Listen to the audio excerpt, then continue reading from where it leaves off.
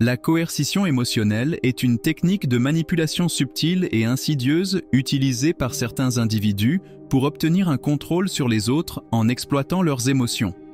L'objectif est de forcer la personne à se comporter d'une manière spécifique, souvent contre ses propres désirs ou valeurs, en jouant sur la culpabilité, la peur, l'anxiété et l'autodoute.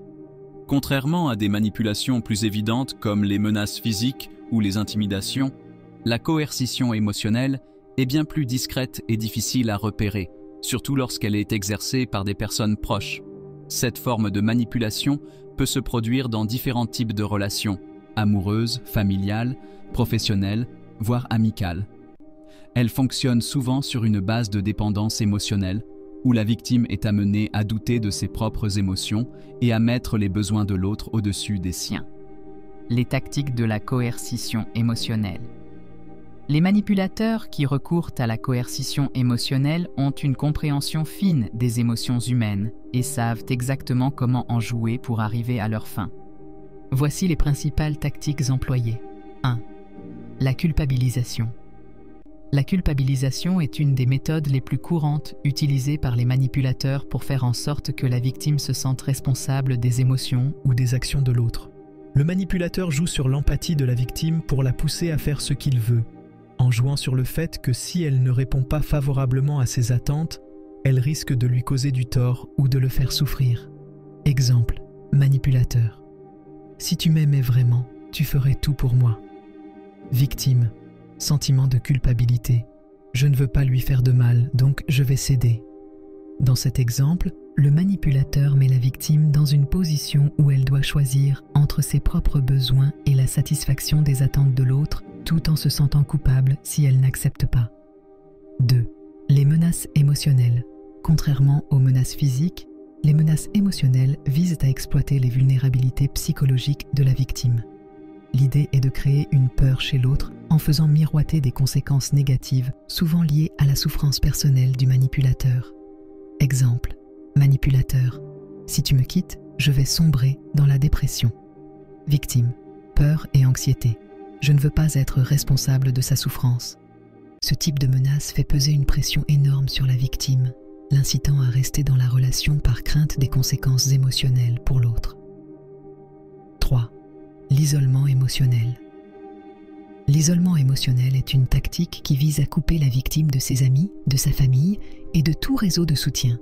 Le manipulateur s'efforce de devenir la seule source d'attention et de validation pour la victime. Il peut dénigrer les proches de la victime ou lui faire croire qu'ils ne la comprennent pas, créant ainsi une dépendance émotionnelle exclusive. Exemple, manipulateur. Tes amis ne te comprennent pas comme moi. Ils ne te veulent que du mal. Victime, sentiment de solitude. Je dois me protéger de mes amis, il a raison. L'isolement fait en sorte que la victime se sent de plus en plus dépendante du manipulateur, réduisant ainsi sa capacité à prendre des décisions indépendantes. 4. Le victimisme manipulatif. Les manipulateurs utilisent parfois une forme de victimisme manipulatif où ils se présentent comme des personnes constamment persécutées ou malchanceuses. Ils suscitent ainsi la sympathie de la victime, l'incitant à s'engager émotionnellement pour les sauver, tout en évitant de prendre la responsabilité de leurs propres actions. Exemple, manipulateur. Je n'ai jamais eu de chance dans la vie, tout va toujours mal pour moi. Victime, culpabilité. Je vais devoir l'aider, il a besoin de moi. Ce procédé pousse la victime à se sentir responsable du bien-être de l'autre, la forçant à se sacrifier pour quelqu'un qui ne prend pas la responsabilité de ses propres problèmes. 5. Le retrait affectif, silence radio. Une autre technique courante dans la coercition émotionnelle est le silence radio. Le manipulateur se retire émotionnellement, arrêtant de répondre ou de communiquer, dans le but de provoquer de l'anxiété et de l'incertitude chez la victime. Cela crée un sentiment d'insécurité, incitant la victime à agir pour regagner l'attention et l'affection du manipulateur. Exemple, manipulateur, n'envoie plus de messages pendant plusieurs jours.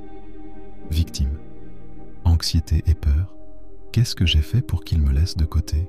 Il faut que je fasse quelque chose pour le reconquérir. Ce type de manipulation joue sur la peur de l'abandon, poussant la victime à prendre des mesures pour réparer la relation, même si elle n'en a pas envie. L'impact de la coercition émotionnelle. L'impact de la coercition émotionnelle peut être profond et durable. La victime peut développer une dépendance émotionnelle au manipulateur, perdant progressivement confiance en ses propres décisions et opinions. Les effets peuvent inclure un sentiment constant de culpabilité et d'anxiété, la perte de l'estime de soi, une incapacité à poser des limites saines, une dépendance émotionnelle et une souffrance chronique. La coercition émotionnelle est insidieuse, mais on peut s'en libérer. Si vous vous reconnaissez dans ces schémas, ne restez pas seul. Faites appel à un professionnel. Entourez-vous de personnes de confiance.